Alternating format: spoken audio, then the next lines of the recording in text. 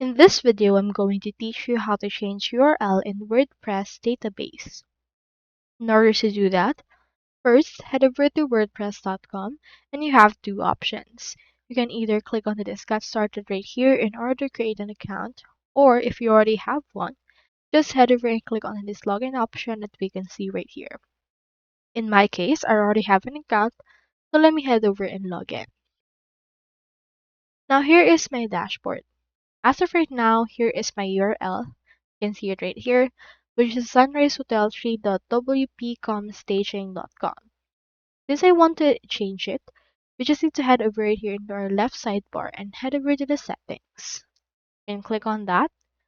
And then from in there, you can find some settings that you can actually utilize. Under the general settings, we have in here a URL.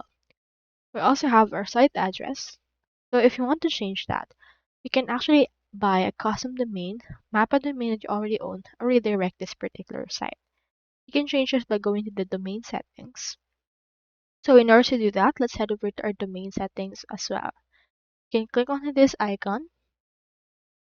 Then after that, you can see in here any domains that you have managed so far, and you can also add some. So just wait for this to load.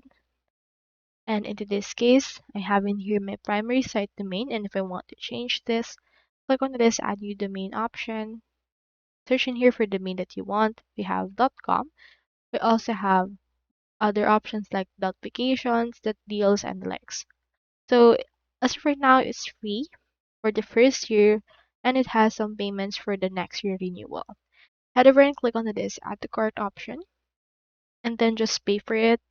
Once you're done adding it, just continue and then enter your payment info, and you should be able to change your URL for this part. So that's how you change URL in WordPress database. Hope we helped.